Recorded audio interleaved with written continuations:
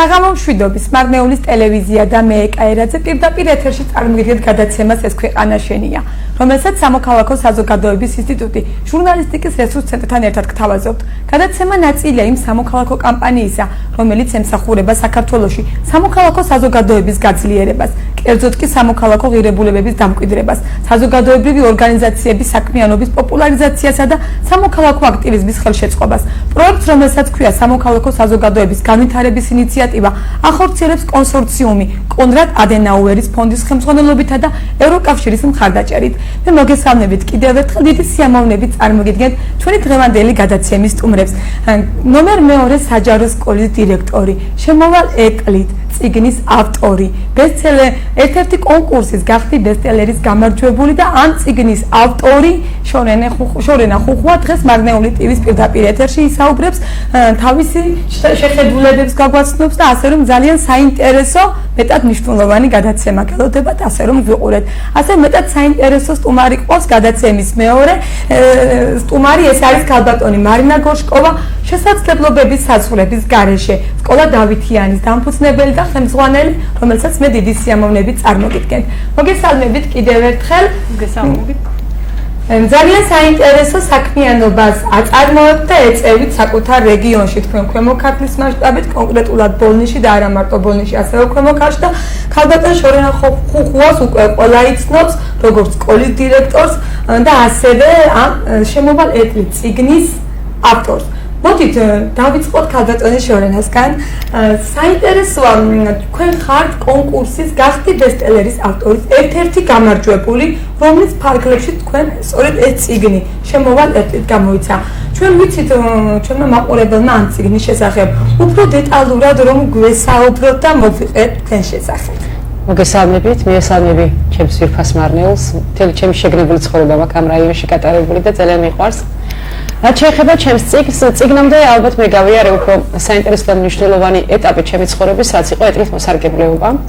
2009 წელს მოვყევი ავარიაში და უბედური შემთხვევის შემდეგ ერთ-ერთი ოპერაციის შედეგად დავჯექი ეტლში და შემთხვევით შეიცვალა სამყარო. სამყარო გახდა ეტლის ბორბლებით, უფრო დაბლა აღმოჩნდი სკამზე მოსიარულე ეკა და მივხვდი რომ არც ისე ყოფილა ქვეყანა მოწყობილი, როგორც წარმომედგინა.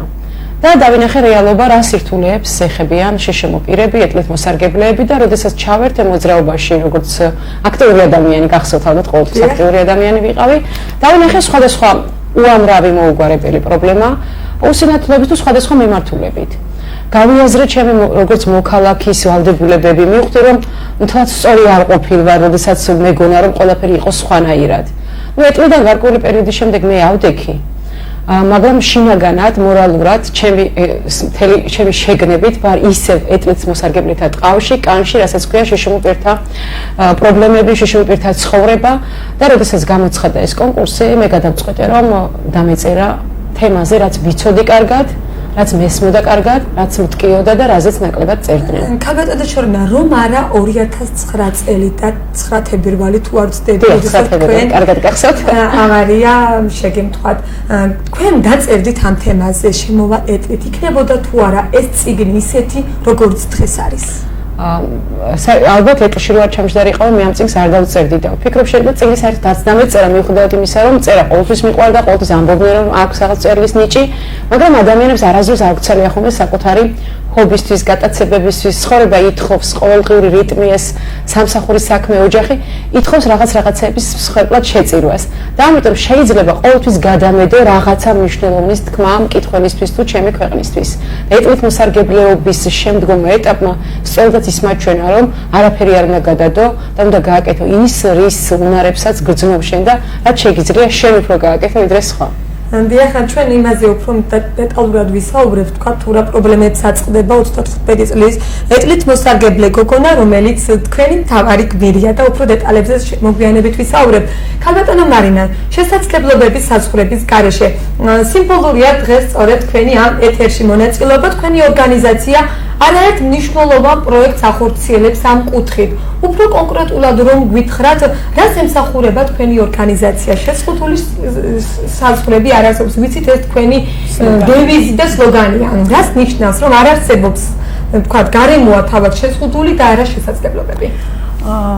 მოგესალმებით პირველ რიგში დიდი მადლობა რომ მომიწვიეთ დღეს და მაქვს შესაძლებლობა რომ მოვეფერო ქვემო ქართლს მე როგორც თქვენ აქ დავიბადე გავიზარდე ბოლნისის რაიონში და ჩემთვის სოციალური თემები არის ყველაზე ახლოს ამიტომ როდესაც სკოლა დავამთავრე პირველი ჩემი მიზანი იყო ის რომ გამეხსნა ესეთი სკოლა და ესეთი საზოგადოება მომეკრიბა ჩემს ირგვლივ რომელსაც გაუხარდებოდა სიცოცხლე გაუხარდებოდა იმ რეალობაში ცხოვრება რომ რეალობასაც ჩვენ წარმოვადგენთ ხომ და პირველ რიგში გამომდინარე ჩვენი სპეციფიკიდან, რეგიონის სპეციფიკიდან და კერძოდ ბოლნისის რაიონის სპეციფიკიდან ის რომ ჩვენი ქვემო ქართლი ზოგადად არის პატარა მოდელი მსოფლიოს, ხო?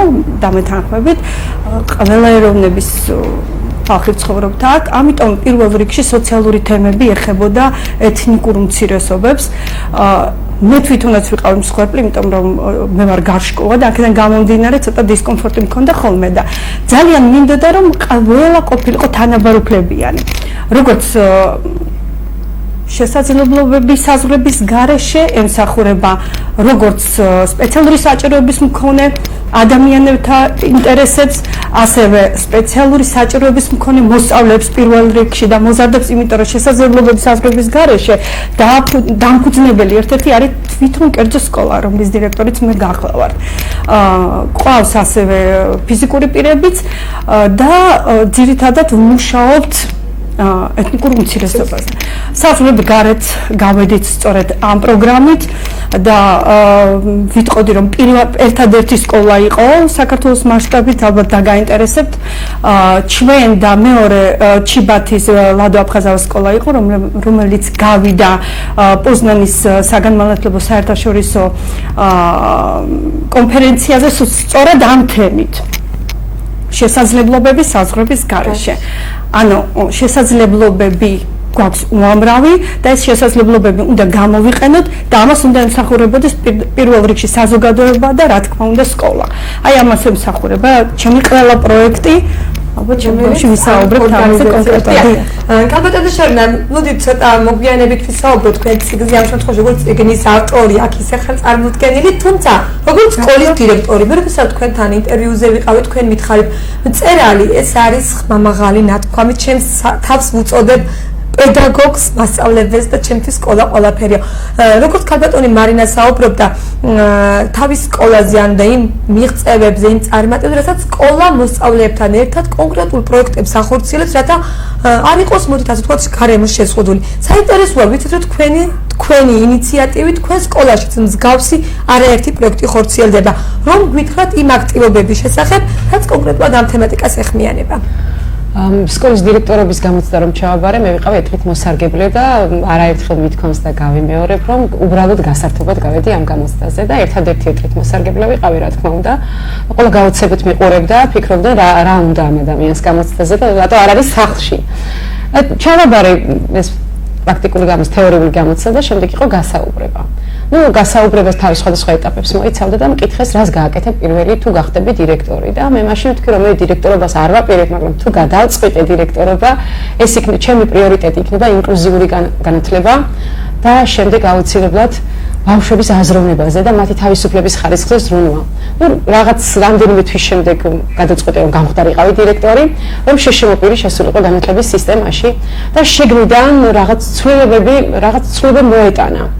რო გავხდი დირექტორი, ერთ-ერთი ოპერაცია შემდეგ გავიკეთე მე ამ ადაპტირების პროცესში. ჯოხით მახსოვს გადავადგილდებოდი და მიჭირდა ხოლმე კიბეებზე ასლა. პირველი რაც გავაკეთე, ეს იყო სკოლის ეზოს და პირველი სართულის და გარე ტუალეტების ადაპტირება. ადაპტირების დროსაც პანდუსები ხო გარე პანდუსები, იმიტომ რომ ძველი შენობა გახლავთ, ტიპური არ არის და ლიფტი არ დამონტაჟდება. და გადმოვიტანა პირველ სართულზე ყველაფერი, რაც შეიძლება ყოფილიყო გადმოსატანი. და როდესაც ვაკეთებდი გარე ტუალეტებს, მახსოვს ეს ხელოსნებს ავუხსენი ყველაფერი დავუხაზეთ, მაგრამ არ აქვს ახლა დიდი გამოცდილება, იცით თქვენ ეს მარნეულში. და ისე დაამონტაჟეს ხელსაბანი, რომ ეტლი ვერ ეტეოდა. მე ვამბობ, რომ ვერ ჩაეტევა ეტლი აქ, ხელოსნები მიხსნიან დაეტევა და მე ვთხარი, აი თქვენ ახლა დამბრძანდით ამ ეტლზე. აი გადაბრძანდით ამ უნიტაზე და ხელი დაიბანეთ, ისე რომ ფეხი არ გამოიყენოთ. როცა ვერ შეძლო, მითხრა რომ ფულიც არ მინდა, დაანგრია ყველაფერი, თავიდან გააკეთა.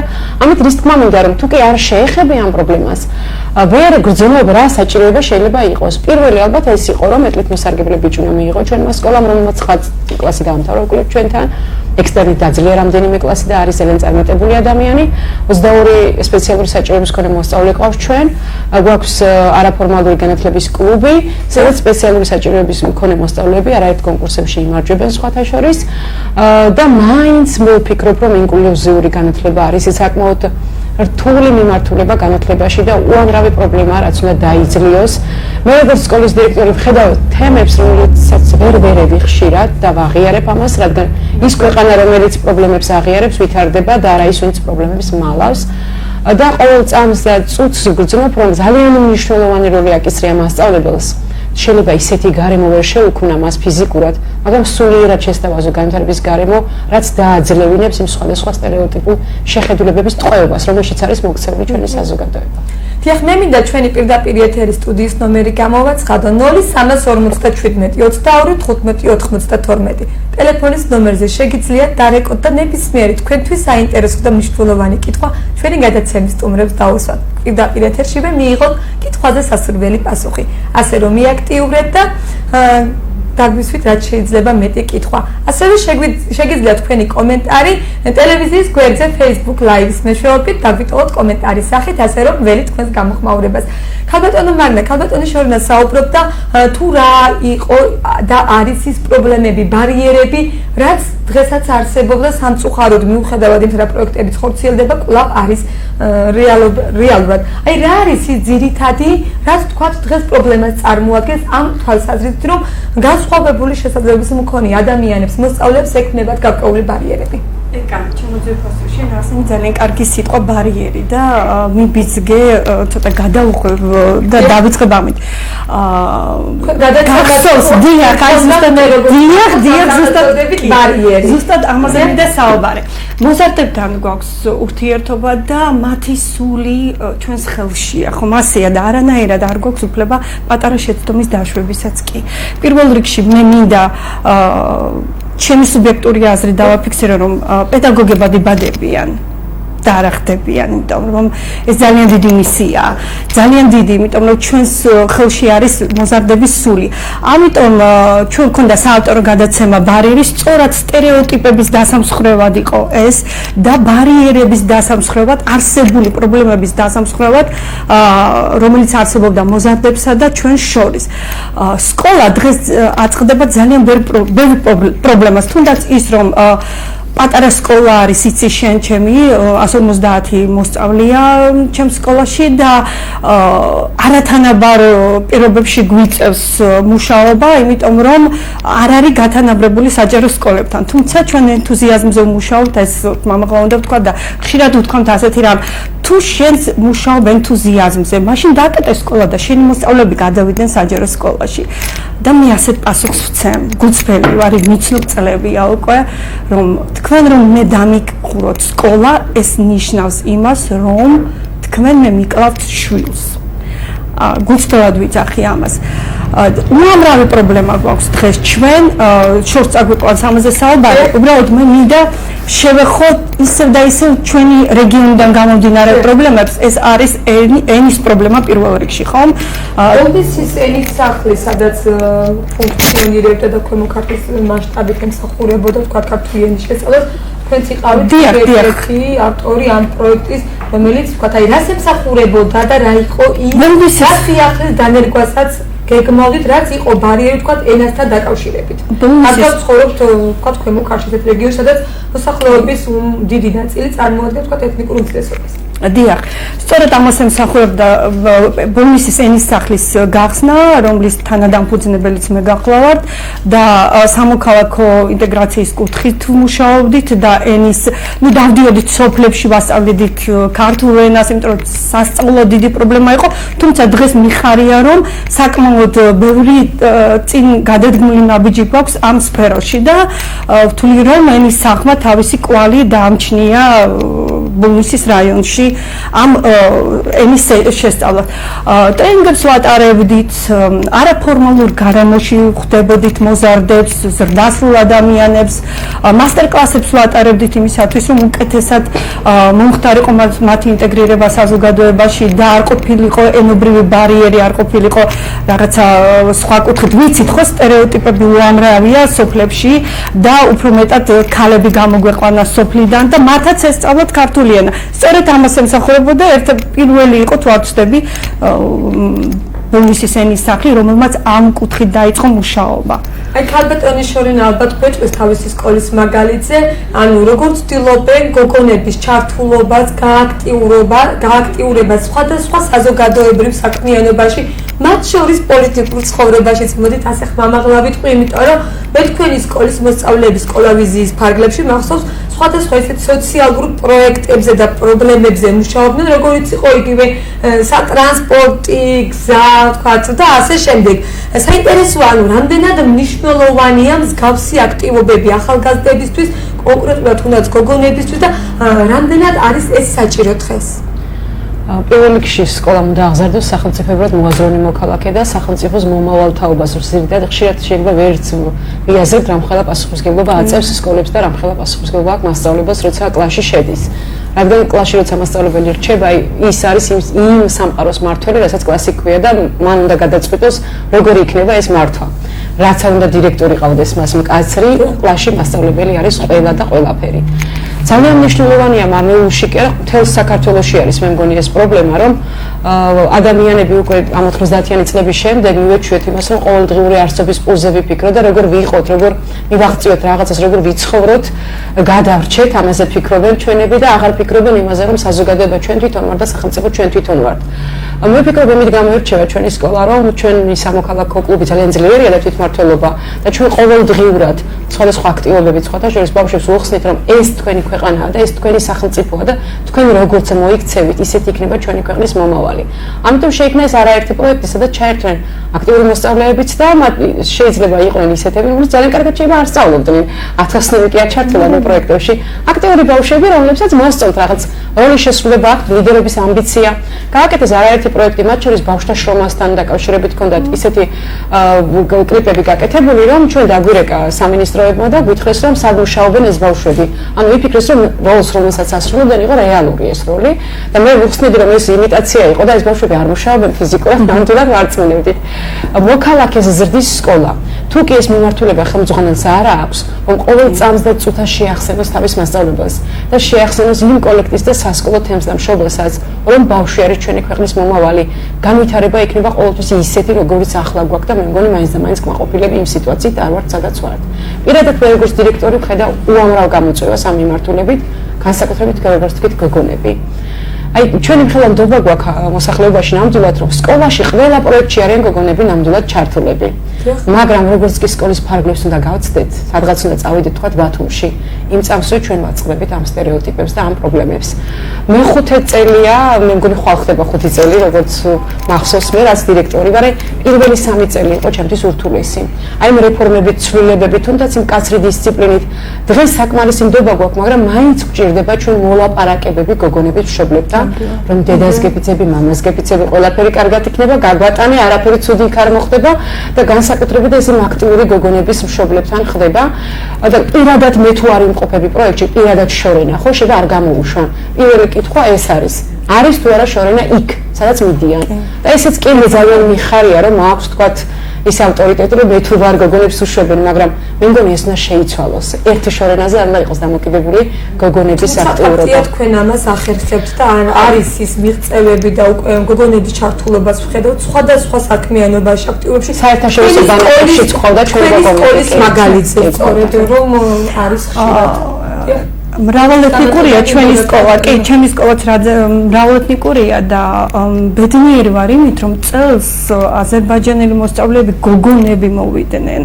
ეს ჩემთვის არის ძალიან დიდი მიღწევა, რომ უკვე ცნობიერება ალამაღლეთ იმ დონემდე, სწორად ამიტომ არის, რომ სკოლა არის დამფუძნებელი შესაძლებლობების ასრულების გარეშე და გოგონებს უშვებენ უკვე მეტნაკლებად. ჯერ კიდე საქმე წინ გვაქვს ამ კუთხით განსახორციელებელი, მაგრამ ვთვლი რომ სერიოზული ნაბიჯები გადავდგით უკვე. თანდათანაშორისო თქვენ სკოლაზეც საუბრობთ და არ შემიძლია არ კითხოთ რა პასუხისმგებლობას განიჭებთ ის ფაქტი რომ თქვენი სკოლის ორი მასწავლებელი გულისხმობ გიორგი ჭაუჭიძეს, რომელიც წლის 2019 წლის საუკეთესო მასწავლებლად დასახელდა და ასევე თემოს უყაშვილს, რომელიც სამოქალაქო განათლების კუთხით წლის საუკეთესო მასწავლებლის სტატუსი მოიპოვა. როდესაც ორივე წარმატებული მასწავლებელი ჩვენ აქ ეთერში ყავდა, ორივე საუბრობდა, რომ აქ იყო ორივე წარმატებაში შორენას როლი. არის ხშირად რომ ვიბიძგებს, არის ხშირად რომ გვეტყვის გინდა აქ უნდა გააკეთო. პასუხისმგებლობა როგორც დირექტორის, როგორც პედაგოგის მხრიდან მოგეთ. რა თქმა უნდა, გიორგი და მე კოლეგები ვიყავით 15 წლის წინაც და ჩემი და გიორგი ჭაუჭიძის ურთიერთობა გუშინ და გუშინ წინ არ დაწყებულა. რაც შეეხება თემურს უყაშვილს, მან პროფესია შეიცვალა ჩემი დამსახურებით, იყო იურისტი და მე ვიყავი მისი ტრენერი და ერთი წლით იყო დამხმარე პროგრამაში მასწავლებელი სადახლოში ჩემთან ერთად და პირველი ნაბიჯები ჩემთან ერთად გადადგა მან და ამ ხილში მე შევიყვანე პედაგოგობის ნამდვილად მაქვს ალბათ ეს დამსახურება. ასევე ბევრ ადამიანთან, რომელსაც პროფესია შეიცვალეს, რომ გამხდარიყვნენ ჩემი გუნდის წევრი და უმრავლესობა ჩემი ადმინისტრაციის ყოფილი მოსწავლეები არიან, აი ეს კრისტალებით წამოზრდილი თაობა, რომლებიც არ ატარებენ წინა, ასე ვთქვათ, თაობების ტვირთს. ზოგადად მე ვფიქრობ, როდესაც იმარჯვებს კონკრეტული ადამიანის სკოლის თემიდან, იმარჯვებს სკოლა და იმარჯვებს გუნდი, ჩვენ ყოველთვის პირველივე დღის სკოლის, როგორც კი გავხდი ამ სკოლის ხელმძღვანელი, მე დავიწყე გუნდის შემოკრება, გუნდის, რომელშიც ვხედავდი ენთუზიაზმს, რომელსაც სჯერა მომავლის და არ იტყვენ რა ჩემი საქმეა ეს და გიორგი ჭაუჭიძეს მე შევთავაზე ჩემ სკოლაში დასაქმება და მითხარ ეს დიდი პასუხისმგებლობაა, რადგან ალბათ მოთხოვნებიც მაღალი გვაქვს ჩვენ და ძალიან ისეთი სკოლა გვაქვს საათით აწყობილი, ასე ვთქვათ. თუმცა ალბათ მე ვფიქრობ, რომ სამართლიანობა ზოგადად სამყაროს ნაკლებად აქვს, მაგრამ ჩვენ სკოლაში ეს სამართლიანობა არის. როდესაც ხელმძღვანელი არის არა უფროსი, არამედ ჩემი მეგობარი და ყოველ წამს, ყოველ წუთს მე ვხედავ მათში პოტენციალს. გიორგიში იყო ეს პოტენციალი, გიორგის გუნდა საოცარი რესურსი, რატომ არ უნდა წარგვედგინა? ჩვენი ინიციატივა იყო, რომ გიორგი ყოფილიყო წარდგენილი თემოს, რა თქმა უნდა, ასევე სხვა პედაგოგებსაც წარვადგენთ ჩვენ, ახლა არ ვისაუბრებ წინასწარ ამაზე. როდესაც შემოდის კადრი, მას აქვს რესურსი და სჭირდება გვერდში დგომა. წარდგენას ნომინაციებზე კონკურსზე გულისხმობ? კონკურსზე წარდგენამდე ჩვენ გარკვეული ნაბიჯები რა თქმა უნდა გავიარეთ და ჩემ სკოლაში მე შემიძლია ვთქვა, რომ არიან ძალიან აქტიური მასწავლებლები, რომლებსაც მხოლოდ სჭირდებოდა თქმა, რომ შენ ეს შეგიძლია. ჩვენი სკოლა არაქართულენოვან სკოლებში არის პირველ ადგილზე სერტიფიცირებული მასწავლებლების რაოდენობითაც ალბათ გეცოდინებათ ეს 91 მასწავლებლიდან ჩვენ ყავს ორი მენტორი, ну, რაბის 70% უფროსი მენტორი და წამყვანი მასწავლებლები და როცა მე დირექტორი გავხდი, მარტო ერთი იყო. მე კი არ შევცვალე ეს ადამიანები. უბრალოდ მათ ვუთხარი, თქვენ ეს შეგიძლიათ. ხალბატონაშორია, იძულებული ვარ შეგაწყვეტინოთ, რადგან მაყურებელი გვყავს ხაზზე და მოდით მოვუსვინოთ ერთად ჩვენს მაყურებელს და შემდეგ დავფიქრდეთ. საღამო მშვიდობის, პირდაპირ ეთერში ხარ, ბრძანეთ. გვესმის ჩვენ გესმის. დიახ, ბრძანეთ, პირდაპირ ეთერში ხართ. თქვენ გესმით? მე არ გესმის. მე მაინტერესებს, ანუ ვინაიდან საინტერესო თემაა და მადლობა მინდა გადაგიხადოთ ამისთვის ასეთ აქტუალურ საკითხს რომ ეხები. მე ჩემი შეკითხვა შემდეგში მდგომარეობს. შეიძლება დაწყებით კლასებში მოსწავლე ვერ იაზრებს თქვათ საკუთარ მდგომარეობას, მაგრამ აი შემდეგ კლასებში მე-9 კლასში თვითონ გავუჩნდეთ რაღაც ჩაკეტილობის გრძნობა მეგობრებთან თანატოლებთან აი ეთოს აი მე მაინტერესებს თუმარ შეიძლება ვიღაცა გვიყურებს თქვათ მარნეულს რომელიც თქვათ არის და არის გარდამავალ კლასში რას ურჩევდა თქვენი სტუმარი მას კარგი, ძალიან დიდი მადლობა. მადლობა კითხვისთვის, რომ გვიყურებთ 0347 22 15 92 ტელეფონის ნომერი, რომელზეც შეგიძლიათ დარეკოთ და ნებისმიერი კითხვა დაუსვათ პირდაპირ ეთერში ჩვენ სტუმრებს. ანუ კითხვა იყო მოსწავლე, რომელიც დაწყებით კლასში სწავლობს და არის განსხვავებული შესაძლებლობის მქონე, მოდით ასე ვიტყვი, შესაძლოა დაწყებით ასაკში ვერ აცნობიერებს, თქვათ და არ არის იმდენად ჩაკეტილი, როდესაც თქვათ მაღალ კლასებში გადავა.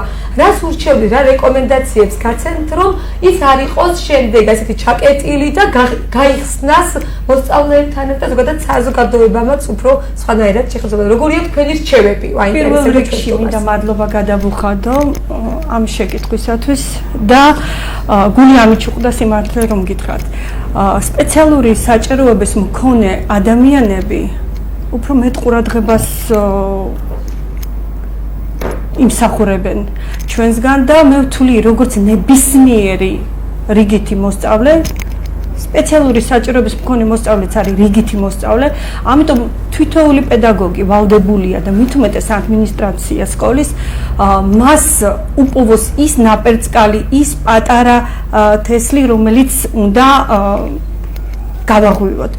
ეს არის ჩვენი ვალდებულება და მე გირჩევდით რომ შეარჩიოთ ისეთი სკოლა, სადაც ასწავლიან სულით პედაგოგები, მერწმუნე თქვენი შვილი აუცილებლად იქნება ბედნიერი და გარდატეხის ასაკი, როგორც თქვენ შვილს ეხება, ის ეხება ნებისმიერ მოზარდს, რომელიც არის მე-6, მე-7, მე-9 კლასის მოსწავლე და ამიტომ მას აუცილებლად ჭირდება სპეციალური მიდგომა. შეგიძლიათ შევდიახ უპასუხეთ კითხვას?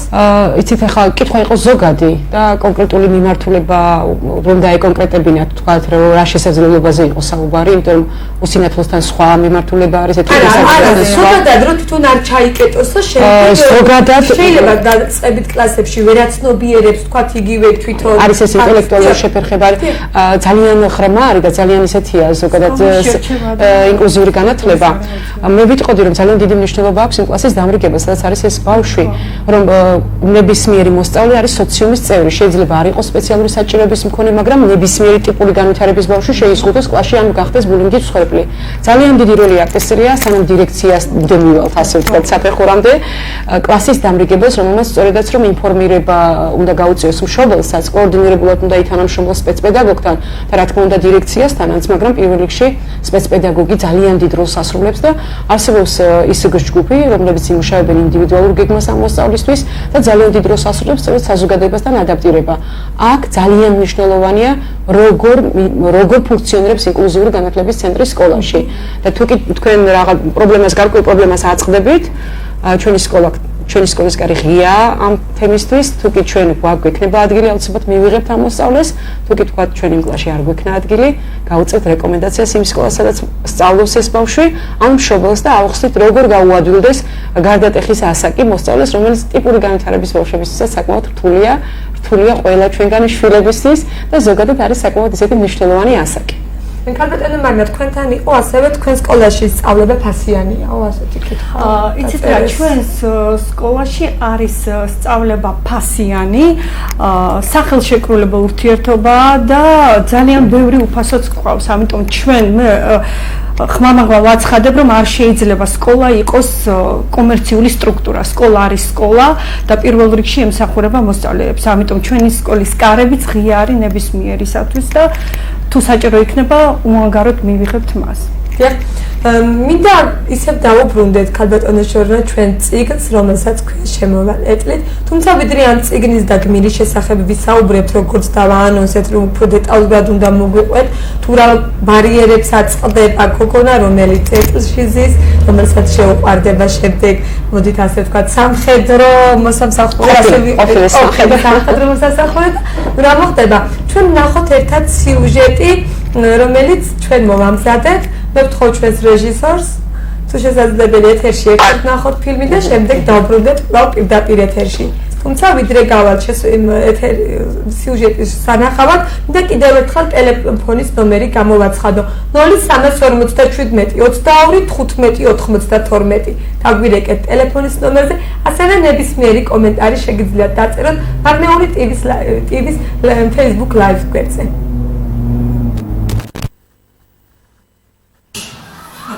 შემოვალ-ეტლით ქართველი მწერლის, ლიტერატურის მცოდნისა და პედაგოგის შორენა ხუხუას სადებიუტო წიგნია. წიგნის შექმნილი კონკურსის გახდი ბესტსელერის ავტორის ფარგლებში. თემა გამოვიყენე, რა თქმა უნდა, ჩვენი რეალობა, სადაც ცხოვრობ ჩვენ, ზოგადად ძალიან დიდ როლს ასრულებს კონტექსტი, ხო, ლიტერატურული კონტექსტი მწერალთანაც, რაზე წერს ის. ხო, მწერალი ისეთი ხმამაღალი სიტყვა, მწერალს მე საკუთარ თავს არ ვუწოდებ ამ წუთასაც, როცა მეკითხები რა პროფესიის ხარ, ყოველთვის ვამბობ მასწავლებელი.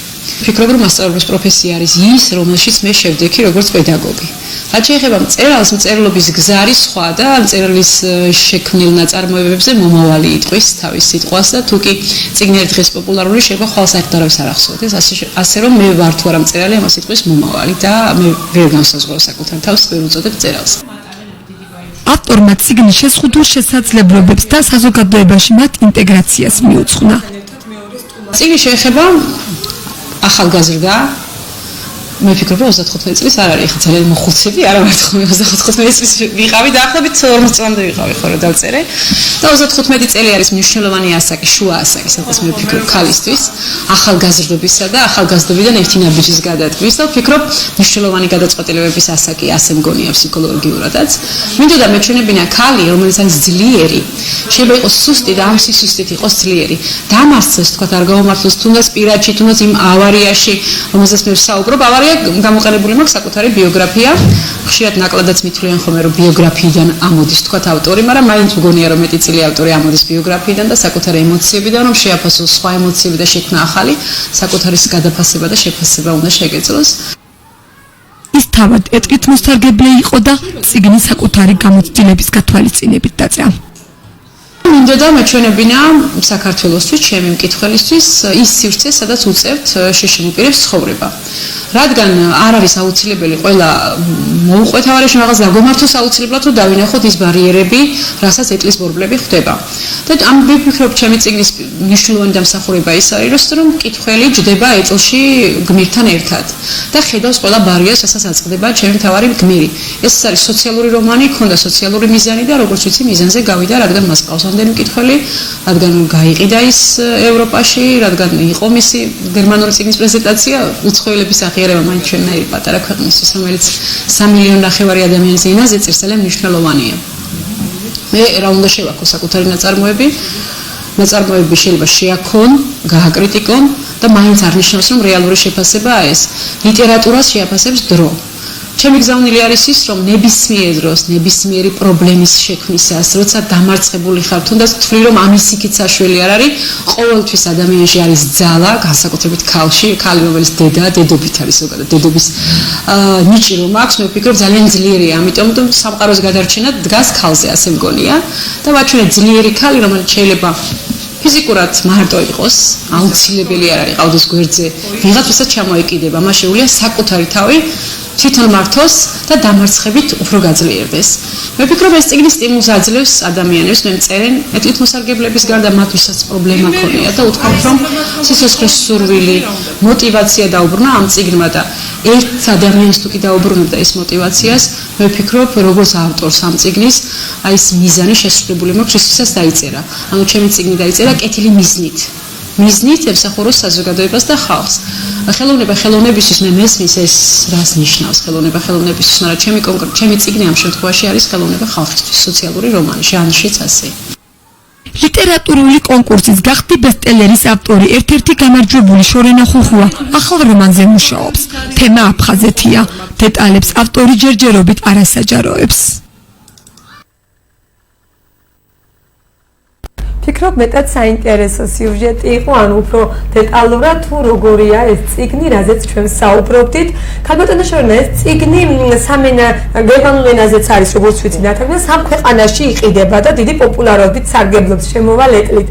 ჩვენ დავაანონსეთ, რომ მოკლედ გვეტყოდით, ანუ გარდა იმისა, რომ ეს იყო თქვენი ავტობიოგრაფიით ნაწილი ქონდათ გამოყენებული, თქვენი მთავარი სლოგანი იყო ადამიანს სამყაროს შეცვლაც კი შეუძლია და ქონდათ რამდენიმე ერთ ინტერვიუშიც, რომ თუ დამარცხდი აუცილებლად წამოგაყენებენ გაბედე, იცხოვრე და აუცილებლად ყველაფერს მიაღწევ. გვერდით არ ჩაგიაროს, ხო? ხო, ეს ერთ-ერთ გადაცემაში ვთქვი და ვფიქრობ, ჩემი ცხოვრებიდანაც ვისაუბრე, რომ როდესაც დამარცხდები, წაიქცევი, ხა მე ისე წავიქეცი და ისე დავიმტვერი იმ ავარიაში, ნაწილ დავიკრიფე. კიდევ ერთხელ შეგაწყვეტინოთ, თუმცა კვლავ თქვენთან გადმოვალ კითხვით, დიახ, მაყურებელი გყავს ხაზზე, მოდით ვუპასუხოთ და შემდეგ. საღამო მშვიდობის პირდაპირ ეთერში ხართ, ბრძანეთ. გისმენთ? გისმენთ საგამომშვიდობის. ხوار გაითი შეკავშირი? დიახ. მე ვარ მშობელი და ძალიან მაინტერესებს რა უნდა გააკეთოს რეგიონმა რომ აი სპეციალური საჭიროების მქონე მოსწავლის მშობელს რომ არ ეთაკილებოდეს, არ წხვენოდეს და ათაც რაღაცას არ განიცდიდეს, რომ ჩაერთოს ბავშვი ამ ჯგუფში. აი რაც რჩევებს მოგცემ და თქვენი სტუმარი, სკოლის დირექტორი როგორც გავიგე. დიახ. კარგი, ძალიან დიდი მადლობა. ჩვენი სტუმრები ასე აღმოჩნდა, რომ ორივე სკოლის დირექტორი ყავს და აბედნიერო ამ კითხვას ორივე უპასუხობს, რადგან ორივე დირექტორი სწორედ აღნიშნულ საკითხთან დაკავშირებით აქტიურად მუშაობს. ალბათ კითხვა გაიგეთ, რა უნდა გააკეთოს მშობელმა, რომელსაც ასეთ განსხვავებული შესაძლებლობის მქონე შვილი ყავს და რომ ის იყოს აქტიურად ჩართული და რა ვიცი, ასე თქვა, არ იგრძნოს ის სირცხვილის ცნობა, რომელიც სამწუხარო დავეთანხმებ, რომ დღეს კიდევ არის. საკმაოდ რთული შეკითხვა იყო და ემოციურიც ჩემთვის, იმიტომ რომ არაერთხელ შევხვედრი ვარ მე მშობლებს, რომელსაც ჰქონდათ ამის პრობლემა, რომ გამოეშვათ თუ არა სკოლაში ბავშვი. მე ვფიქრობ, მშობელთან მუშაობისა და მშობლის ჩართულობის თემა ცალკე პრობლემაა ჩვენი განათლების. მე ვფიქრობ, ინფორმირება მეტი უნდა იყოს, საზოგადოება ახლა უფრო გააქტიურებულია ამ ხრით და მშობელთა ორგანიზაციებით შექმნილია. და თვითონ მშობელს მე ვეტყოდი, რომ უნდა გაიაზროს, რომ შესაძლებლობები არის ყველასი განსხვავებული, ჩემიც, თქვენიც. მე ხშირად მithქვამს მშობლისთვის, რომ მე ვიჯექი მეტლში არ უშვებდნენ ერთ-ერთი მოსარგებლეს სკოლაში და ასცინებენ, რომ მეუბნებოდა მშობელი და ვერ გამოუშვებ მე მას. დიაგნოზი ჰქონდა ცერებრალური დამბლა, თუ არ ვცდები, მიმართულება. სკოლაში დირექტორი და მასწავლებელი უნდა გახდეს მოდელი ბავშვებისთვის, როგორ მოექცნენ ასეთ მოსწავლეს, როდესაც კლასი ხედავს მithumetes პატარა ასაკში, რომ მისი თანაკლასელი განსხვავებული შესაძლებლობის მიუხედავად არის აბსოლუტურად ჩვეულებრივ მოეთხოვება მას ნიშნად, სიბრალული არავის არ ჭირდება, ჩემო კარგო. განსაკუთრებით საზოგადოების სიბრალული ეს არის ყველაზე მეტად დამღუპველი, მე ასე მგონია. და პოზიტიური დისკრიმინაცია. პოზიტიური როცა გეცოდება გებრალება და ნიშანს ისე უწევ, მხოლოდ იმიტომ რომ რაღაცა პრობლემას ხედავ. ეს არის მე ვფიქრობ უფრო სახიფათო, ვიდრე თუნდაც ეთაკილებოდებს მშობელს რაღაცა. და მშობლის მხარდაჭერა არის უმნიშვნელოვანესი ბავშვთან. თუ კი ბავშვისთვის ყველაზე მნიშვნელოვანი ადამიანი მშობელი მას ეუბნება, რომ შენ ყველაფერი კარგად გექნება და შენ ხარ განსხვავებული, მაგრამ ამითი ცუდი კი არა, პირიქით მეტი შესაძლებლობები გააგიხსნა ბედმა. ამ შემთხვევაში ბავშვი თავისას ირწმუნებს და იმიტომ რომ ძალიან მნიშვნელოვანია გარემო ბავშვი, სადაც იზრდება და შემდეგ მოდის სკოლა ბავშვი, სადაც ვითარდება. ძალიან მნიშვნელოვანია მშობლები იყვნენ უფრო ინფორმირებულები, უფრო გაეცნონ იმ სიტუაციას, რაშიც შეიძლება მოხდეს მათი შვილი და ყვავილივით და მცენარესავით არ მოექცნენ შვილებს, რომ სახლში მყავდეს ვაჭამო მოუვარო და გარეთ არ გამოუშვა, იმიტომ რომ აუცილებლად დადგება დრო, როცა ცხოვრება მის შვილთან მაინც მივა და პოზიტიური დისკრიმინაცია რისგანაც უნდა დავიცვათ ხოლმე ბავშვები, მე ასე მგონი.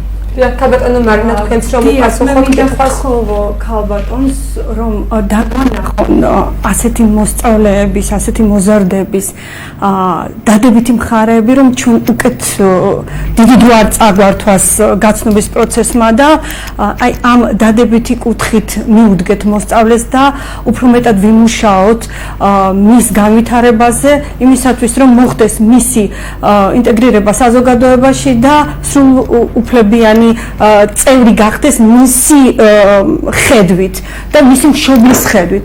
ამისათვის ისე და ისე ჩვენ ვართ მზად რომ დაგეხმაროთ და მე ვთვლი რომ პირიქით ეს დადებითი მას უფრო მეტ პოპულირებას მოუტანს და უფრო მეტად გაზრდის მის ცნობიერებას იმ კუთხით რომ ის ჩვეულებრივი რიგითი ჩვენაირი საზოგადოების წევრია.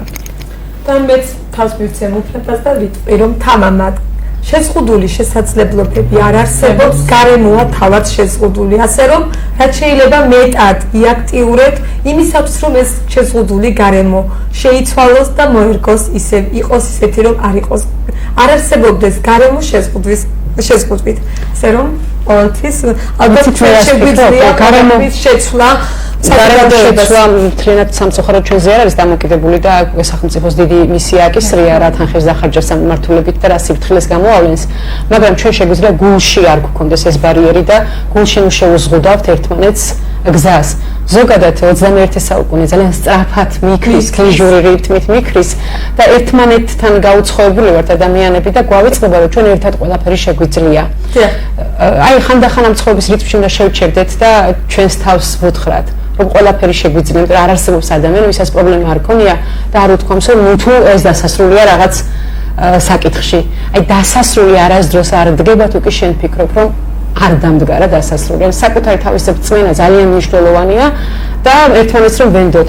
პატარა ბავშვები ერთმანეთს ენდობიან და დიდები ვივიწყებთ ხოლმე ამას და დიდებს გვეშინია გულწრფელობის. ნუ მოუწოდებდი კიდევ ერთხელ ჩემს მაყურებლებს, ვეტყოდი, რომ გაბედეთ, იცხოვრეთ, რომ ცხოვრება გვერდით არ ჩაგვიაროს და ბოლოს არ ვიგრძნოთ, რომ არ ვიცხოვრეთ ისე როგორც გვინდოდა. რადგან ერთხელ მოვდივართ ამ ქვეყანაზე და თავისუფლება არის ის, რაც ჩვენ ღმერთმა მოგვცა და არჩევანის გაკეთების თავისუფლება არის უმნიშვნელოვანესი რამ, რაც გააჩნია ადამიანს. 0347 22 15 92 შეგიძლიათ ტელეფონის ნომერზე დარეკოთ და ნებისმიერი კითხვა დაუსვათ ჩვენი გადაცემის სტუმრებს. ასევე შეგიძლიათ კომენტარის სახით გამოგვეხმაუროთ მარნეული TV-ს Facebook გვერდზე, ასე რომ მიაქტიურეთ, რაც შეიძლება მეტი კითხვა დასვით პირდაპირ ეთერში. ქალბატონო მარინა, მე არ შემიძლია არ კითხოთ იმ აქტივობების შესახებ, რომელსაც გულისხმობს იგივე სოციალური მიმართულებით, რომელსაც თქვენი პროექტის ფარგლებში ქვეყნის რეგიონის მასშტაბით ახორციელებდით. ეს იყო სოციალური გარდერობი, პროდუქტები, თქვათ, ვისაც არ აქვს იმათთვის, მოსწავლეების, ახალგაზრდების ჩართულობა სხვადასხვა მიმართულებით. რამდენად მნიშვნელოვანია და მიზანი რას ემსახურებოდა მსგავსი ინიციატივების შესრულების დროს? როდესაც მსგავსი პროექტები წამოვიწყეთ, დავიწყეთ, არ მეგონა თუ ასეთი პრობლემის წინაშე ვდგავართ. გავხსენით პირველი სოციალური გარდერობი ბოლნისში, მე ვერ ვიტყვი რომ ეს ჩემი ინიციატივა იყო, ჩვენ მეგობრობის ხიდის ფარგლებში გორის მე-12 სკოლასთან ვართ დამეგობრებულები და იქ მათ გახსნეს და ინიციატივა წამოვიღეთ ბოლნისში ჩვენ და სამწუხაროდ გვირეკავენ დღესაც ძალიან ბევრ მოქალაქეს სჭირდება ჩვენი დახმარება და ჩვენ სახლში ძალიან ბევრი ნივთი გვაქვს ისეთი, რომელსაც ან იშვიათად ვიყენებთ, ან არ ვიყენებთ საერთოდ. როდესაც გავხსენით სოციალური გარდერობი, უკვე 2 წელია ფუნქციონირებს გარდერობი და დავინახეთ როგორი მოთხოვნადია, გადავწყვიტეთ ეხლა ვხსნით მაცივარს იმისათვის, რომ ჯერ გავხსენით გარდერობი, შემდეგ საყოფაცხოვრებო ნივთები მივამატეთ, გვირეკავდნენ, ვაწვდიდით ამ ოჯახებს ამ პროდუქტი იყო, ტანსაცმელი იყო თუ საყოფაცხოვრებო ნივთებია და ეხლა გსულს გარდერობიდან გადავინაცვლოთ მაცივარამდე და მაცივარი დავდგათ ბოლნისში. ასევე სიკეთის ეპიდემია, რომელსაც ჩვენ სისტემატიური და უკვე ტრადიციული ხასიათი აქვს, იბის აქცია იმისათვის, რომ დავინახოთ ღიმილი, რაც ძალიან იშვიათია დღეს, ხომ? და მწყურია, როდესაც დავდივართ ქუჩებში, ვხედავთ მოწყენილ და ჩაფიქრებულ ხალხს. და ბავშვობიდან, როდესაც კორპუსებში ვცხოვრობდი ხოლმე და ვიყურებოდი ფანჯრიდან, ყოველთვის ვფიქრობდი, ნეტა ეს ადამიანი, რომელმაც გაიარა, რას ფიქრობს, რატომ აქვს მოწყენილი სახე. სწორედ ამიტომ დავიწყეთ ფიქრი და სისტემატიური ხასიათი აქვს დღეს 8 მარტის მილოცვა, იბის აქცია, სიკეთის ეპიდემია, ვიკეთებთ პირბადეებს და ვწერთ, რომ სიკეთი გადამდებია და კამფეტებს ვარგებთ. უამრავი აქცია განხორციელდა ჩვენი სკოლის და ჩვენი ორგანიზაციის მიერ და ამავე დროს ჩვენი ყველა სცენარი ემსახურება ამას.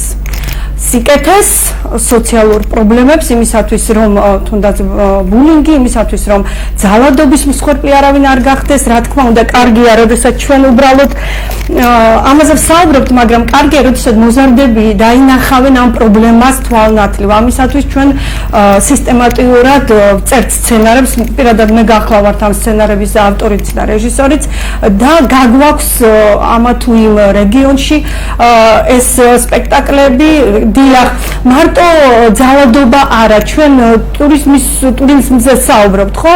და იშვიათია ადამიანი, რომელმაც გაიცნო თუნდაც საკუთარი რაიონი. ეს აუცილებელია სკოლის მოსწავლის სწორად მივაწოდოთ მათ და ამას ემსახურება ჩვენი სცენარები ისევ დოკუმენტურ მასალაზე აგებული, თუნდაც ბოლნისის სიონზე გახსოვს შენიები ისევ აყვავდებიან, როდესაც კონსტანტინე გამსახურდიაკს აქვს მარტო მხოლოდ წყარო ამ კუთხით და ეს გავაჟღერებთ სიცოცხლე მისჯილები, აფხაზეთის თემატიკა, 9 აპრილის ცრემლიანი მოგონება იმისათვის, რომ ახსოვდეს ეს ყველაფერი ბავშვებს და სიკეთე ვასწავლოთ, ღიმილი და სიცოცხლის ფასი, ამისათვის თვალნათლივ უნდა დავანახოთ და ყველა აქცია, ყველა სოციალური პროექტი ჩვენი ემსახურება სწორედ ამას. და დღევანდელი პროექტიც, რომელსაც სკოლა ეხლა განახორციელა უკვე სკოლამ და მიმდინარეობს ეს პროექტი, ისევ და ისევ სოციალურ თემას ეხება, ჩვენ ყველა სოფლის სკოლა, შეძლების დაგვარად მოვიცავით და შევქმნით ისეთი გარემო ჩვენს ირგვლივ, რომ მოდიან ისინი და ურთიერთობა ხდება მოსწავლეებს შორის ამ კუთხით. წიგნზე ვაპირებდი ქალბატონო შორნაში თქვენთვის ახლა კითხვის დასმას, თუმცა რადგან სკოლაზე და მოსწავლეების ურთიერთობა და ინტეგრაციაზეა საუბარი, არ შემიძლია არ კითხოთ. თქვენ სკოლაში ხორციელდება პროექტი, რომელიც ითვალისწინებს სხვადასხვა უნივერსიტეტიდან სტუდენტების, პროფესორ მასწავლებლების თქვენ სკოლაში ვიზიტს. რას ემსახურება, საიდან წამოვიდა ეს მეტად მნიშვნელოვანი იდეა და საინტერესო რა გამოხმაურება მოყვა ყველაფერს? ჩვენ მემორანდუმი გვაქვს რამდენიმე უნივერსიტეტთან გაფორმებული და მათგან ვიღებთ სტაჟიორებს, ვიღებთ პრაქტიკანტებს და ასწავლეთ ჩვენ სკოლაში როგორ გახდნენ კარგი მასწავლებლები. და ასევე ვიწვევთ ამ უნივერსიტეტის წარმომადგენლებს, რომ ბავშვებმა მარნეულში, თქვა შეიძლება მარნეულს გაცდენილი არ იყოს მოსწავლე და რომ შეხედავს როგორ წარმატებული ადამიანი, რომელიც ჩამოდის და უხსნის რა გზა გაიარა ცხოვრებაში, რომ გახდა წარმატებული, მისი შეიძლება მოტივი და სტიმული გახდეს. ჩვენთან იმყოფებოდა ჩვენ ხუმრობით ვეძახით ხოლმე რექტორს ბატონი კახა შენგელია, რომელსაც არაერთი პროექტის შესახებ საუბრა მოსწავლეებს და ძალიან ბუნწვილად აუხსნა გზა როგორ გახდა ის წარმატებული ადამიანი. მის შემდეგაც ძალიან ბევრ მოსწავლეს გაუჩნდა სურვილი, რომ მათ მის უნივერსიტეტში ჩაებარებინათ. ყავდა სხვადასხვა უნივერსიტეტიდან, ილიას უნივერსიტეტიდან ძალიან აქტიურად თანამშრომლობთ ივანე ჯავახიშვილის უნივერსიტეტთან და ვფიქრობ, სკოლა შუალედური რგოლია პროფესიასა და უნივერსიტეტს შორის და საბავშვო ბაღს შორის. ამიტომ ძალიან მნიშვნელოვანია ასეთ ადამიანებთან საუბარი, შეხვედრა, კონტაქტი, რომ შეიძლება ყველა მოსწავლე ვერ ჩაიყვანო თბილისში და ვერ დაათვალიერებინოს სხვადასხვა უნივერსიტეტი, მაგრამ მოწვევის დროს მათ ყველა შეუძლია დაუსვას შეკითხვა, გაეცნოს პროექტებს, პროგრამებს და პროფესიის არჩევის შესაძლებლობა ჰქონდეს. ახლა ჩვენთან შაბათ-კვირას ხორციელდება პროექტი პროფესიულ განათლებასთან დაკავშირებით. 9 კლასის ზევით მოსწავლეები ესწრებიან, ეს გახლავთ არასამთავრობო ორგანიზაციის განხორციელებული პროექტი და ისინი ისწავლიან როგორ აირჩიონ სწორად პროფესიული განათლების გზები. რადგან მე ვფიქრობ, ძალიან ბევრი დიპლომიანი კი ყავს საქართველოს, მაგრამ აუცილებელია პროფესიული განათლების პოპულარიზაცია. ესე ძალიან მნიშვნელოვანია. მე არ ვიცი რისი ბრალია, რომ უმაღლესი განათლების მიღება უფრო მიაჩნია მშობელს პრიორიტეტულად დასაქმების გარეშე, ვიდრე პროფესიული განათლება დასაქმებით, რადგან დასაქმების პრობლემა არის ქვეყანაში და პლუს პროფესიული კადრების პრობლემას დგას. და ეს ძალიან მნიშვნელოვანი პროექტი ხორციელდება ჩვენ სკოლაში, შეგიძლიათ გააშეკოთ კიდევაც. აუცილებლად საინფორმაციო გავითვალისწინებთ, იმიტომ რომ ალბათ ხედავთ, რომ მარნეულის ტელევიზია ყოველთვის მზად არის ნებისმიერი სიახლე, აქტივობა, რაც ჩვენს არა მარტო ჩვენს რეგიონში, არამედ ქვეყნის მასშტაბით ხდება, მაყურებლის ყურამდე მიიტანოს. ქალბატონო შენია, ჩვენ წიგნზე წერან დავიწყეთ საუბარი, თუმცა არ დავამთავრეთ, რადგან მაყურებლის ზარიც ჰქონდა. მაგრამ მინდა აქვე გკითხოთ, როგორც მე ვიცი, თქვენ როდესაც ამ წიგნზე დაიწყეთ უშუალოდ მუშაობა, თქვენ გამოიკითხეთ არაერთი განსხვავებული შესაძლებლობის მქონე ადამიანი, პირი, თუნდაც ეტლით მოსარგებლე და მათ პირადად გაეცარით მათ საჭიროებებს. საჭიროებებს ეკა მე ვიცნობდი, იმიტომ რომ ამ საზოგადოებრივად კონსულტაცია გავიარე, პროფესიული კონსულტაცია, რაც შეეხება შშმ პირთა სექსუალურ ცხოვრება.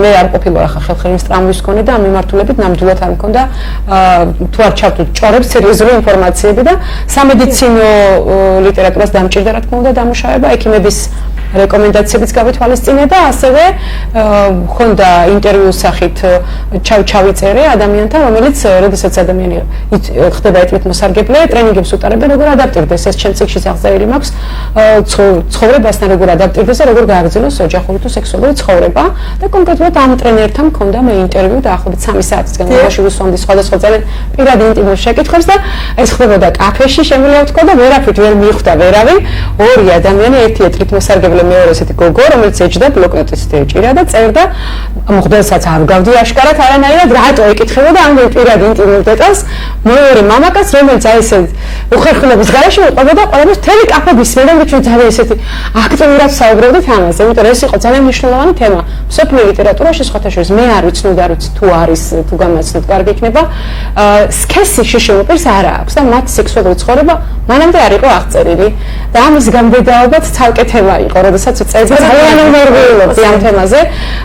სექსუალური შეშემო ქალი და სექსუალური შეშემო მამაკაცი ეს გმირების შეთავაზე მე საზოგადოებას და ამითი ჩემი თემი ძალიან კმაყოფილი დარჩა. თქვენს რომ ჩვენ რაღაცა სქესი გამოგვიჩნდა ამ წიგნის საშუალებით და არ გავხდით ის საზოგადოება, რომელსაც მხოლოდ რაღაც დღეებს ეძახიან და ხალხს ჩამოართმევენ ხოლმე. მე მქონდა საქართველოს თითქმის ყველა დიდ ქალაქში პრეზენტაცია და შემიძლია სიამაყით თქვა, რომ სრული შემადგენლობით იყო შეშემო თემა წარმოდგენილი ყველა მიმართულებით. დაწყებული უსინათლებით, დამთავრებული ეტლით მოსარგებლეებით და ჩემს მშობლიურ მხარეში სამეგრელოში როცა მქონდა პრეზენტაცია ზუგდიდში, სამეგრელოს ყველა სოფლიდან და ქალაქიდან იყვნენ შეშემოპირები ჩამოსული და ტევა არ იყო ოთახში, რადგან გარდა იმისა, რომ მე ვიყავი ყოფილი შეშემოპირები წიგნი დაწერა მათზე, ასევე მე ვიყავი მეგრელი, რომელსაც ეს წიგნი დაწერა და მახსოვს ძალიან დიდი ანშლაგი ჩაიარა ამ პრეზენტაციამ. დიდი სიყვარულით მივესალმები ჩემ თემს და უღრმესი მადლობა, რომ მქონდა პატივი უყურებენ მარნეულის ტელევიზიას, უყურებენ ქვეყნის არამარტო ქვეყნის ფარგლებს გარედანაც მოსახლეობა და ამ გადაცემას აუცილებლად ყველა მეგრელი ნახავს. გალბატონ მარნა, ეხლა თქვენთან გადმოდივარ კითხვით, ანუ თქვენ სწორედ ამ მეგობრობის ხირი და სხვადასხვა პროექტის ფარგლებში ინტეგრაცია და მეგობრება მოსწავლეების კოლეჯს შორის, როგორც ქვეყნის მასშტაბით, ისე ქვეყნის ფარგლებს გარეთ მეზობელ ქვეყნებში ხდება და ზოგადად რას ემსახურება, მიზანი რა არის? მოგახსენებთ პირველ რიგში მადლობა მინდა ჩემს კოლეგას მოვუხადო ასეთი კარგი თემის მე ჩვენს პროდიუსერს უკაცრავად თუ შესაძლებელია ჩვენს პროდიუსერს თხოვის ფოტომასალა რომელიც თანამ თქვენ საქმიანობას ასახავს ჩვენს მაყურებელში მეტი თვალსაჩინოებისთვის რომ იყოს წარმოდგენილი დიახ კეთილი პროფესიული სწავლება ზოგადად პრობლემაა და მე არ მინდა ისე წავიდე ამ სტუდიიდან რომ არ გავაჟღერო ეს პრობლემა. რაც შეეხება თქვენ კითხვას. დიახ, არაერთი გასვლა გქონია ჩვენ და პირველ რიგში დღესაც მინდა მადლობა გადაუხადო ჩემს სამოქალაქო განათლების პედაგოგს მაგდა ფურცელაძეს, რომელმაც ძალიან დიდი როლი ითამაშა აი ამ კუთხით და მან გააცნო არა მარტო ბოლნისის კერძო სკოლა დავითენა, არამედ ქვემო ქართლი და სრულიად საქართველოს საგანმანათლებლო კონფერენციას პოზნანში 55 ქვეყანა ესწრებოდა ამ კონფერენციას და სხვათა შორის აღფრთოვანებულები დარჩნენ იმ წარდგენით და იმ მეთოდებით, რომელი მეთოდითაც მუშაობს ჩვენი სკოლა. და გზად იყვნენ ჩვენი გამოცდილება წაეღოთ იქ და ერთი ლადოს გაუგზავნეს სტუდენტი მათი პოზნანის უნივერსიტეტის და ერთი სკოლა დავითიანში იმისათვის რომ ჩვენი პრაქტიკა დაენერგათ იქ პოზნანში. მე ვთვლი რომ ეს ძალიან დიდი გამარჯვება.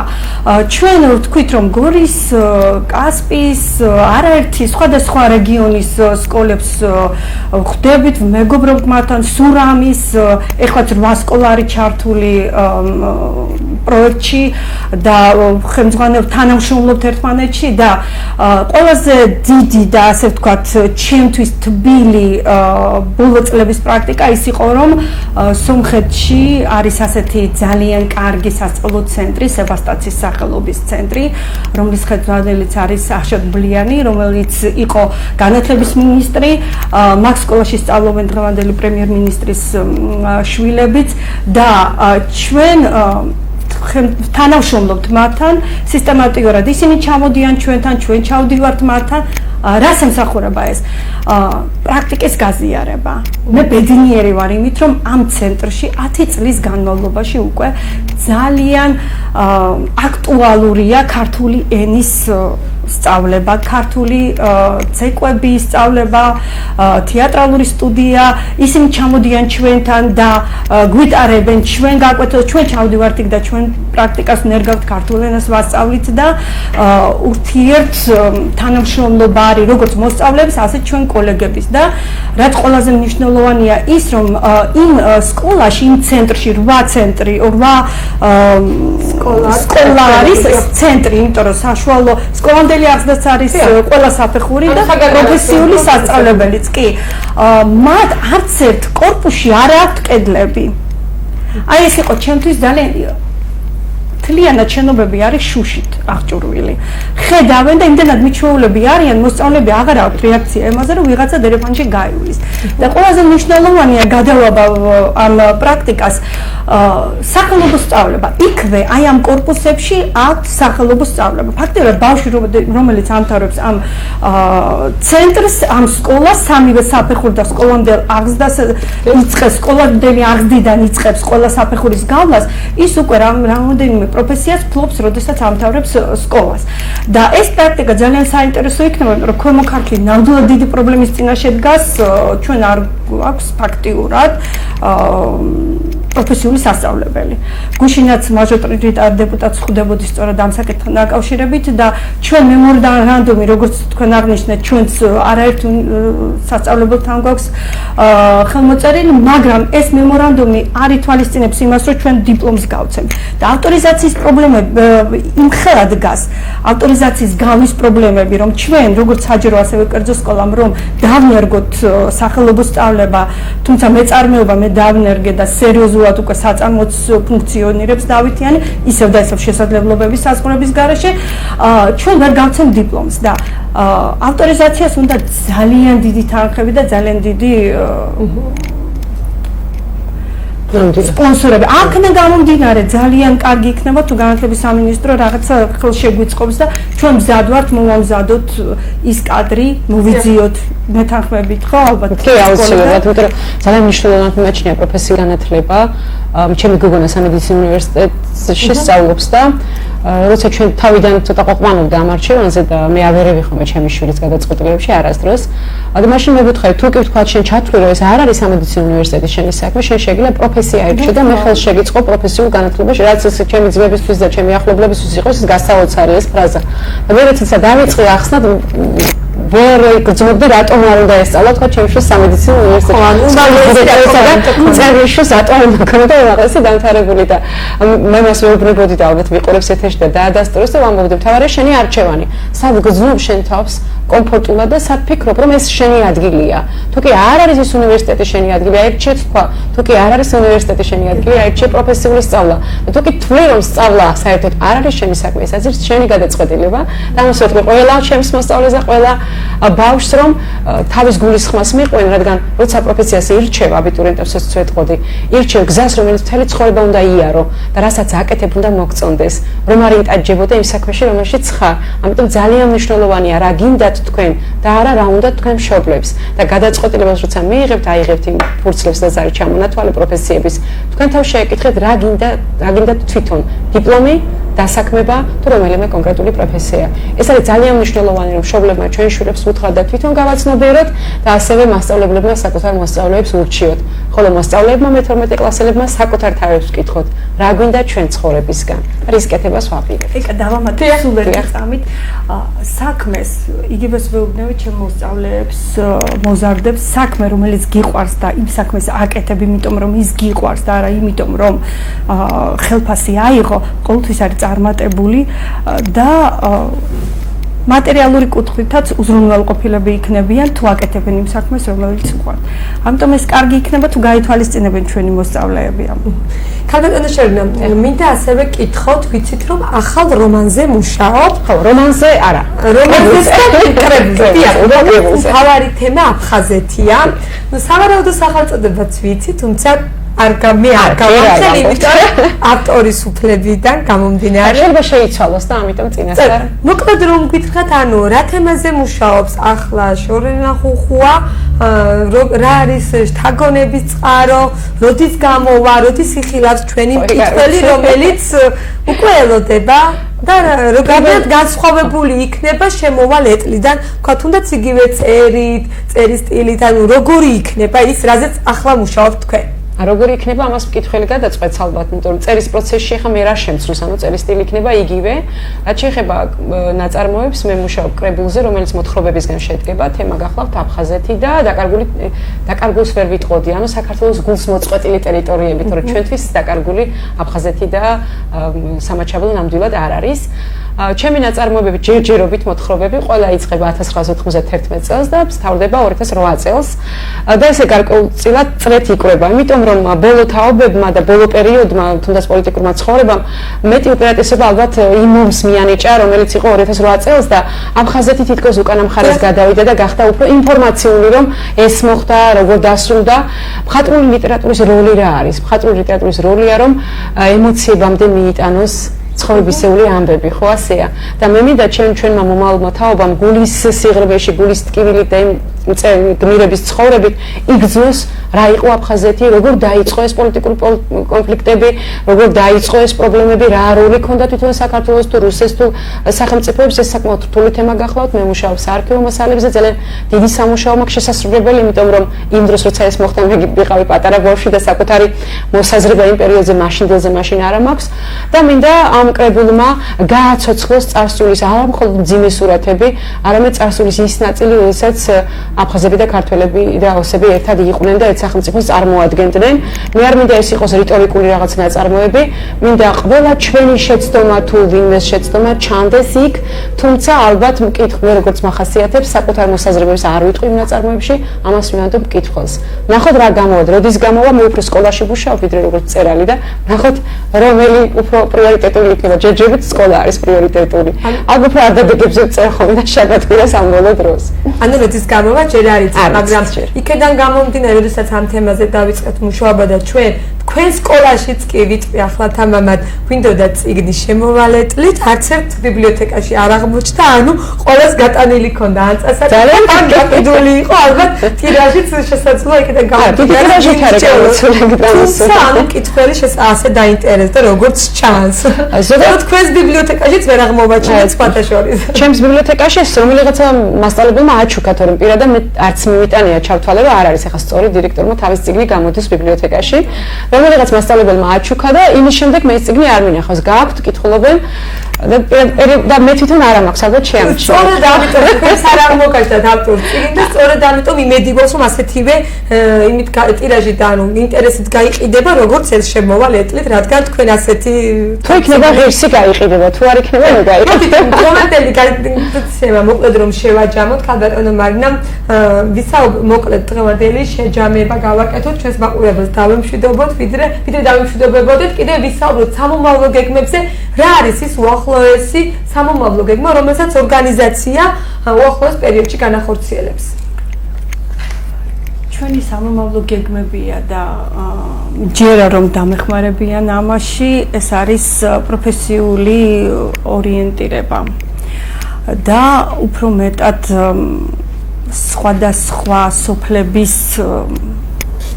ინტეგრირება საზოგადოებაში და იმ სტერეოტიპების დამსხვრება, რომელიც არსებობს, ამისათვის უფრო მეტი თუნდაც იგივე სცენარების, წიგნების გამოცემა და ჩვენება საზოგადოებისათვის და პირადად ჩემი ნომერ პირველი გუშინ დავიწყე უკვე ამაზე სერიოზული მუშაობა არის პროფესიული ორიენტირი. აუცილებელია ამ კუთხით ვიმუშაოთ. აუცილებელი. ანუ შესაძლებლობები საზღვრების განშტოება და აღნიშნავ დამავიწყდა და არ შემიძლია აქედან წავიდე ისე რომ არ ვთქვა, ჩვენ უკვე დავიწყეთ საწარმო, ვუშვებთ პროდუქციას, შეგიძლიათ გაეცნოთ ჩვენი Facebook გვერდის მეშვეობით, საკმაოდ მოწონთ უკვე, საკმაოდ გაყიდვადია უკვე ჩვენი პროდუქცია. ეს არის ისევ და ისევ შესაძლებლობების საზღვრების გარეშე. ბავშვებმა მოიპოვეს ბრენდირება მოხდა მათი პროდუქციის და ვუშვებთ ჩოხების მსგავს აქსესუარებს, ბოთლების, უშვებთ სივნინანქარს, სიმბოლიკას საქართველოსი და პირველ რიგში ბოლნისის რაიონის მაგნიტებს, მისამაგრებელს და ამით შეუწყობთ ტურიზმსაც და ძალიან სერიოზული ნაბიჯები გადავთქვით სამკერვალო კონსტრუირება მოდელიერების კუთხით. ძალიან დიდი მადლობა. ქალბატონო შენია, თქვენ კი გვესაუბრეთ, ანუ რომ წიგნზე მუშაობთ სამომავლო გეგმა, თუმცა უნდა გითხრათ ახლა ჩვენს თქვენი სკოლა, რომელიც ასე აქტიურად არის ჩართული არაერთ პროექტში ნატო და ევროკავშირიდან დაწყებული, ну არ ვიცი, მასშტაბებს გასწია.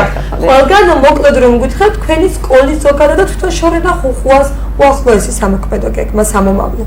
როცა სკოლის დირექტორი გავხდი, მე მქონდა მოკლევადიანი გეგმები და გრძელვადიანი. გრძელვადიანი მოიცავდა 6 წელს, ანუ კიდევ ერთი წელი დამჩა რაღაცების გასახორციელებლად. რადგან როგორც პროფესიული განვითარების კუთხით ლიდერი გახლავთ ჩვენი სკოლა და მოსწავლეების ესე იგი განათლების ხარისხითაც გამოირჩევა და დისციპლინითაც, ჩვენ ახლა გეგმავთ ასეთი რამ მოიფიქრეს ჩემმა მოადგილებმა და მასწავლებლებმა სიახლე შემოიტანეს, რომ იგეგმება გაკვეთილები, რომელსაც კათედრები იღებენ ვიდეო გაკვეთილებად, შემდეგ განიხილავენ მას და ესე იგი სწავლის ხარისხის ამაღლება როგორ ვთქვა, თანამშრომლობითი ურთიერთობით. ზოგადად კი ხდება სიტყვით, რომ ერთმანეთს უყვებიან და გაკვეთილებს განიხილავენ, მაგრამ ახლა უკვე მზადავართ ჩვენ, რომ ვიდეო გაკვეთილების განხილვა მოხდეს ერთობლივად, რადგან ყველაზე მნიშვნელოვანი სასკოლო თემის შედგება ხომ მშობლისგან, მასწავლებლისგან, დირექციისგან და მოსწავლისგან, ხომ არის კოორდინირებული ურთიერთთანამშრომლობა. რადგან სკოლა არ არის ის ადგილი, სადაც დირექტორი ბრძანებს და სხვები შეასრულებენ, სკოლა არის ის ადგილი, სადაც ყველა ერთად იღებს გადაწყვეტილებას.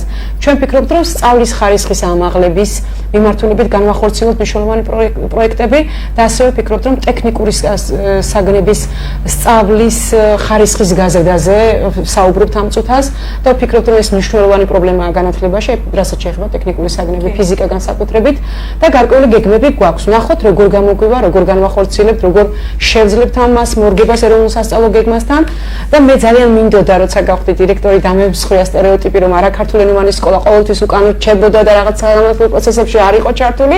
ეს სტერეოტიპი ჩვენმა სკოლამ დაამსხვრია ნამდვილად და ჩვენი სკოლა სრულფასოვნად ყველა პროექტში არის ჩართული და ბევრგან არის გამარჯვებული და საქართველოს გამარჯვებული სკოლაც გახდა.